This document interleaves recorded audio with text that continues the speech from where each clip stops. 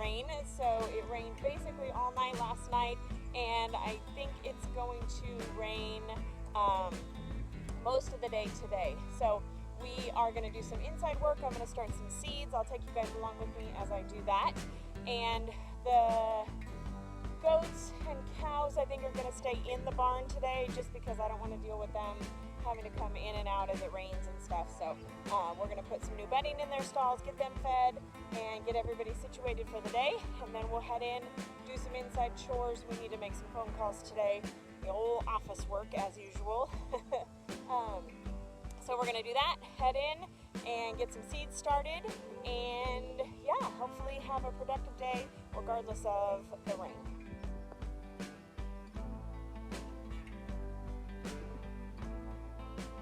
Are you knocking?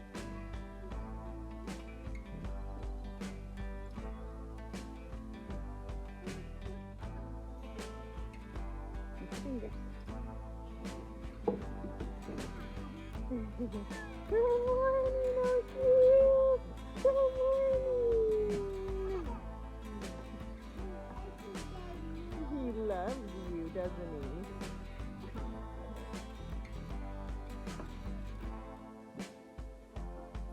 Good morning, buddy.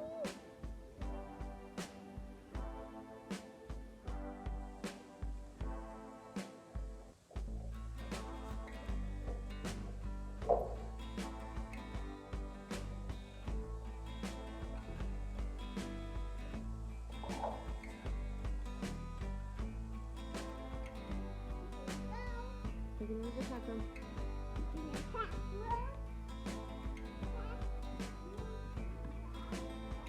Here you go. I'm sorry, 3 big scoops. Mm-hmm.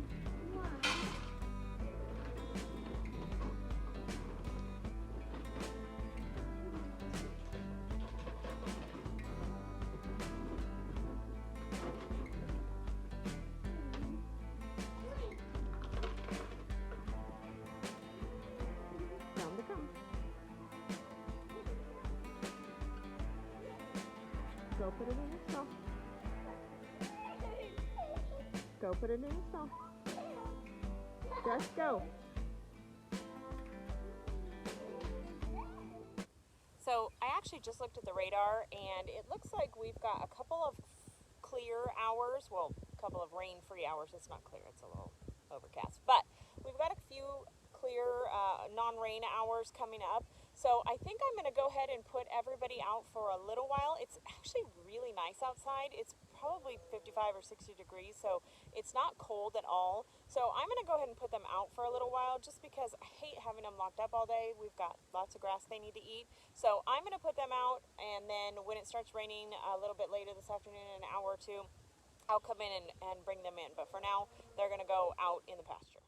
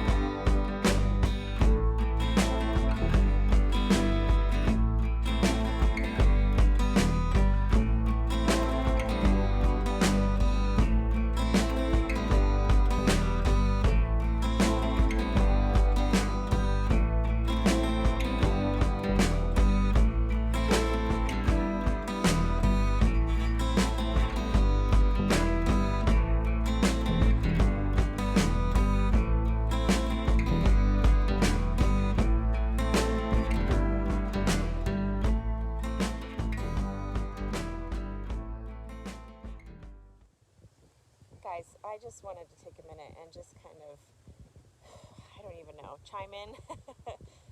We are so happy here on this farm. I don't know if you saw, I don't think I posted it yet, but we got the quad fixed. We actually shipped it out here not working. We had some issues with it out in California and we just never took the time to get it fixed. But we got the quad fixed, and so we've been able to do a bit more exploring on the farm, just easy. Obviously we can walk anywhere, but with 3 girls, with the little girls, it's sometimes hard to get out and about and do the things that we want. So the last few days since it's been fixed, we've been taking like daily trips down to the creek and up to the hill and all the stuff. And you guys, we're so in love, honestly. We still, I mean, I know it's only been 6 months, but we still sit here, when we're out working and just stop and say, like, I can't believe we're here. We're so happy. Our farm is just beautiful, and we are so excited to be part of this community now, and to grow our family and grow our business here, and really put down some roots. And while we miss our California family and we miss some things from home, it's just it's a different world out here, and we're just truly blessed and really grateful to be here. So yeah, it's just, I can't. Here comes the kiddos and Ryan. Hi.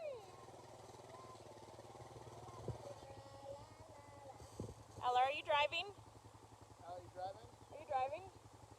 Sit down, Pickle. Yeah, Pickle. You know what this is right now? You know what I'm doing? This is called the Walk of Shame. You know why it's the Walk of Shame? Because I left my coffee in the barn. It happens all the time.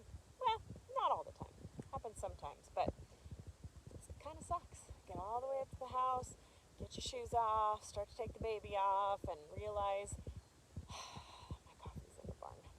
So now I get to walk back and go get it. Thank God it's not very far. So we got the kids fed and down for their naps, and looking at the radar, it's starting to sprinkle a little bit, and it looks like there's going to be some more rain coming basically for the rest of the afternoon. So I am heading out to put the goats and the cows away into the barn before it really starts coming down. They probably would be fine. The cows are probably fine. The goats are a little bit what's the right word? Prima donna. So they don't appreciate the rain. So I'm just going to get everybody in just to make it easier, and that way we don't have to do it this evening when it's really raining hard. And then we're going to go in and finally get those seeds started. Okay, well, we finally got everything done. Kids are asleep, animals are fed, animals are back in the barn because it started raining. So we got that all taken care of, and finally it's time to start seeds. I have been waiting on starting seeds for a lot longer than I really wanted to wait to start seeds, but apparently the planting outside day here is Derby Day, and Derby Day is in May, early part of May. So starting seeds indoors any earlier than that was pretty much pointless. So I've got, it's the first part of April, so we have about a month, and that should be a good amount of time before it's time to put all of our frost tender plants out. So I just ordered a bunch of seeds off of Amazon. I had an Amazon gift card, and I figured what the heck, it would be the best thing to use with it. So I ordered, and we're kind of going minimal with the vegetables this year because there's only basically 3 of us eating vegetables in the house. Ryan has actually been doing the carnivore diet for how long? Too long. I don't know. It was beginning of March, probably. So it's a month. A little over a month. Yeah. Yeah. How's that going for you? It's good. It's great. That I'm was happy very to do it. convincing. It's good. We'll do a little video probably about that some other time, discussing the more specifics about the carnivore diet, why I'm doing it, and my results, and how I like it.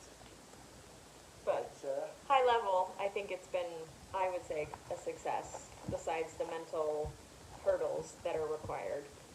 But anyways, yeah, I think we should do a video about that. That might be good for you to talk about that. But anyways, so You want to show us what we got here? So We're gonna do a basically, little unboxing. an unboxing of our seeds.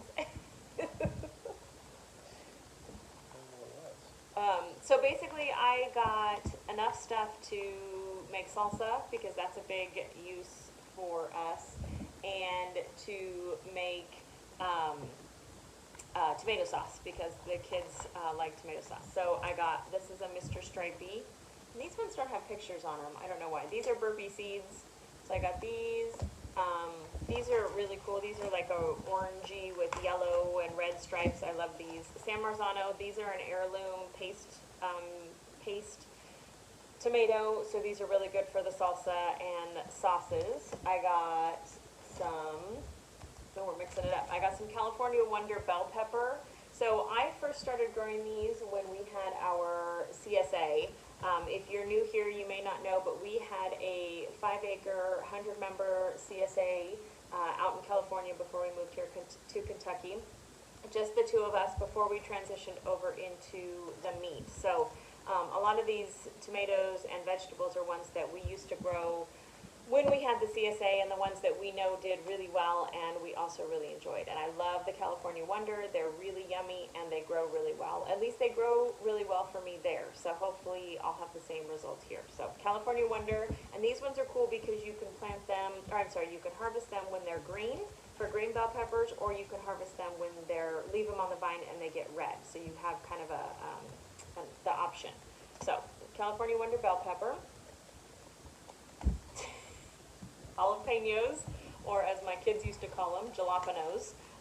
These are just your classic jalapenos, and these are perfect for making salsa and any other, spicy thing that you want. Pretty basic there.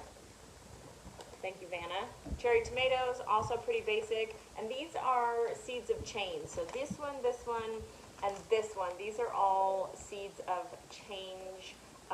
Seeds. They are certified organic, as are the burpee seeds. Everything I got was certified organic. So, beefsteak. This is our BLT tomato, basically.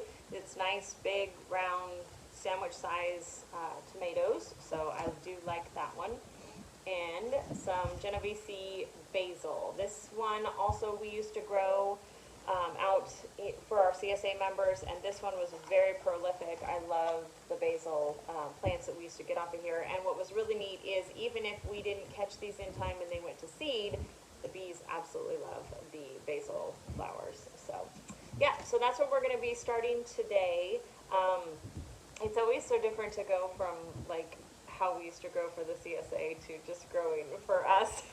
When we used to grow for the CSA, we would plant hundreds of seeds, hundreds of tomatoes. We have what is that thing called? The seed planter, or the other thing. The soil block maker, yeah. We have a soil block maker, and it makes 12, I think, soil blocks. Yeah, I think that's right. It makes 12 soil blocks. I'll insert a picture here so you guys can see it. But we have one of those, and we used to do trays and trays of those. But we are not doing that today. We are doing homestead level seed starting. So I actually got some of these little pots. I actually picked these up at Lowe's the other day. If you watched the last video, you saw these. I just got some of these little pots. These ones are cool because they say you can actually plant the plant directly in these.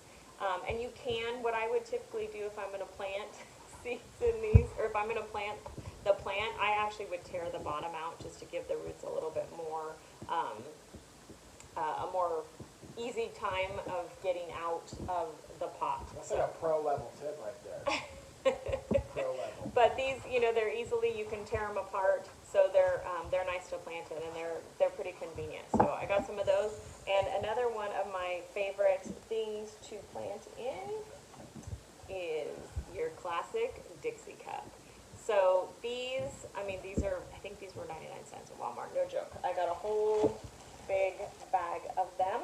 So it's really nice. You fill these with soil, poke a couple holes in the bottom, and these are also really great to plant in. So I would not plant these directly in my garden though, because the Dixie cups do have a little bit of wax on the outside. So I would go ahead and tear these apart and then just plant the whole block into the garden. So I think what I want to do is plant tomatoes in each of these. I have 4 different tomatoes, so I think I'm going to do these all in tomatoes, and then I think I'm going to put the basil and the pepper and the 2 peppers in just the cups. Okay? Does that sound good? Sounds great. Cool. Are we So, doing it right now? yeah, are you excited? So another pro tip, if you will, when you start working with your seed starting mix, the best thing that you want to do is actually get it wet before you start filling your blocks or your pots with it. It just makes it easier, it absorbs a little bit better, and you let it sit. I've had this sitting, I have a bucket here. I've had this sitting for about half an hour, so it really absorbs the water, and it just really like clumps up nicely. I don't know if you can see that, see how nice and clumps up, and that's kind of how you want it to look when you are getting ready to start your seeds, because then it's already got water in it, you're not having to try and fill it and let it absorb, and those seeds can get started right away. So, yeah, you want to start filling up some things.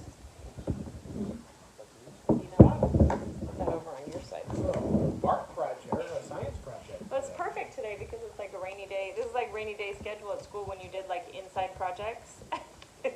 Now, Sarah, do I need to pack this really tight? Not really tight, but slightly tight. Okay, would you like this filled to the top? Yes, like fill it to the top. He's such a smart ass because he knows the answer to these questions. All right, well, Ryan's filling those. I am going to start putting holes in these so that we can put the seeds in it. So I find that just using a pencil works great for making the holes for your plants, or for your seeds. So when you're starting your seeds, the rule of thumb is that you want the seeds to be twice as deep as they are thick. So let's say, for example, if your seed was a 1/4 inch thick, you would want them to be a 1/2 inch deep. So hopefully that makes sense, and that's easy to follow. So I'm going to start with the beef steak. I'm just going to poke little holes all along here to do this with. We haven't even actually started our beds outside yet. It just hasn't really warmed up yet. It's been pretty chilly here, so it's hard to get in the gardening mode when it hasn't been quite warm enough. So It snows. it did snow on Saturday. But I think that we're going to probably tackle that in the next week or 2. So these are tomato seeds. You can see how tiny they are. I'm actually going to do, I think, 2 in each thing, just to make sure, in each hole, just to make sure that we have a good germination. And if they do both germinate, then I can just split them up. Tomatoes are so easy to split. They do really well. They're pretty, what's the word I'm looking for? They're pretty forgiving. They're pretty hardy when it comes to transplanting and growing and all that kind of stuff. So another convenient thing, I use popsicle sticks. These are just the ones like craft sticks that you get at, big box store or Michael's or whatever, and a Sharpie to write on here. So I'm just going to write seed steak. Like that. And stick that right there. Beefcake tomatoes. I like the beefcake tomatoes. I'm going to plant the cherry ones next. Cherry. The nice thing is our new house has a whole bank of windows in the dining room and in the front room where the TV and stuff is. So it shouldn't be a problem once these guys germinate, having a nice sunny window for them to be in. Oh, that actually is a good point. So many people make the mistake of thinking that you need light for germination. And that is actually not true. What you need is soil heat for germination. So when you're planting your seeds, you could literally plant these seeds in a dark room as long as the soil temperature was of adequate temperature, then they would germinate.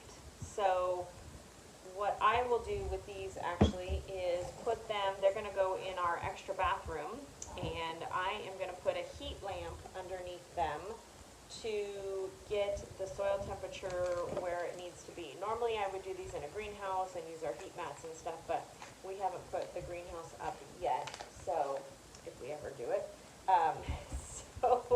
So in the bathroom they go. I'm just going to put them on a metal rack and then put the heat lamp from our chicks underneath it, and that should be enough to get that soil temperature up and get these guys to germinate. And then once they germinate, then this one didn't have very many in it at all. This one only had like 6 seeds in it. What a ripoff. Yeah, it kind of is a rip-off, considering how much Seeds of change? seeds of change, yeah. Seeds of change. You need to fix this. Yeah, but the other ones did. The bell peppers had a whole bunch of I'll them. tell them that. But the cherry I'll tell tomatoes them that. didn't. I don't know why. I feel like I'm like missing some down at the bottom here, but I don't think I am. Which one was the cherry tomato? The cherry tomatoes. Looks Yeah, like your favorite. I know. That sucks. So, oh well, they're done. Cherry tomatoes. How fast? That's easy. That's fast. Maybe I'll just plant more beefsteak at the end of it.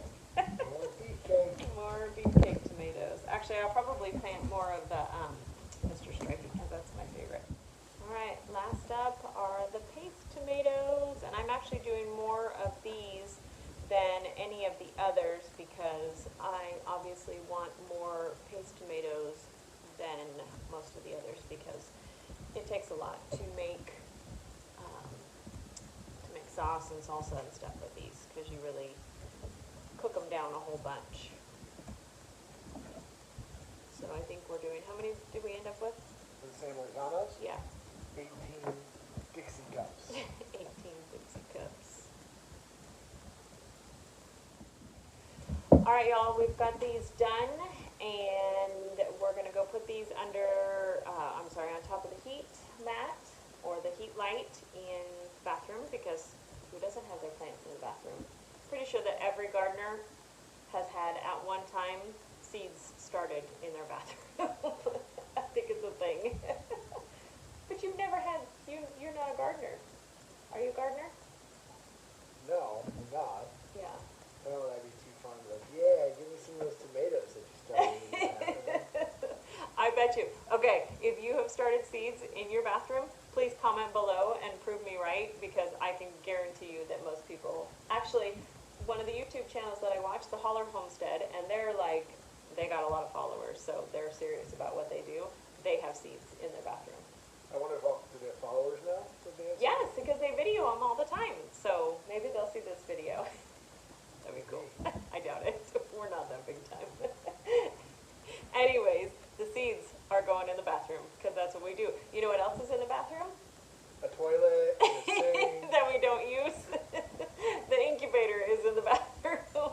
We're incubating chicks in the bathroom. We'll see how that turns out. Ella wanted to incubate some eggs, so hopefully those actually hatch. I don't know. I might have messed up, but we'll make a whole nother video about that. Okay, but for the record, that bathroom that she's referring to is not operational. We are not using it to go to the bathroom. Right. So it's a little different. We're not using the bathroom while the seeds Yeah. and the chicks are in there. It's Yeah. not like I'm watering the plants as I'm watering the toilet. You know what I mean? Hey, you know what? People probably do that too. That's the Holler Homestead. You guys water the plants at the same time you're watering the toilet? It's the only bathroom in their house, so I'm assuming it's the bathroom that they use. But they're pretty down to earth and real, so they're not ashamed. I'm not ashamed either. You know what? You do what you can with what you can, and yeah, that's what they're doing. So, anyways, seeds are started. We have 15 San Marzanos. I've got 4 of the Genovese basil, 4 jalapenos, 4 of the bell peppers, 8 Mr. Stripey, 8 cherry tomatoes, and 8 of the just round regular beefsteak tomatoes. So that's it for now. I'll be planting all of the pumpkins and squash and all that kind of stuff a little bit later. I don't typically like to start those from start seeds. I like to plant those direct just because they have a long taproot and they don't really like to be disturbed. So moving them from you're seed starting and transplanting them, it doesn't always work out. I find that I have more success with them when we direct seed all of the cucubitas. So we'll be doing those a little bit later after Derby Day, apparently around here, which I'm super excited about. Anyways, thanks for following along with us today. As always, subscribe if you like what you see. We try and make one new video a week, but don't forget that we are starting the Homestead 101 series that comes out every Tuesday. If you didn't catch it, I'll link it below. We did one on goats and one on seed starting, hay now. And then I think next week is going to be all about the pigs. We're doing pigs next week. You're the boss. So next week will be all about pigs. If you want to know about raising pigs for yourself, then make sure you subscribe, and those will be coming out on Tuesdays. Otherwise, it's our same weekly Friday video with all the chaos of raising 3 babies on a farm in north central Kentucky. Thanks again, and we'll see you guys soon. Bye-bye.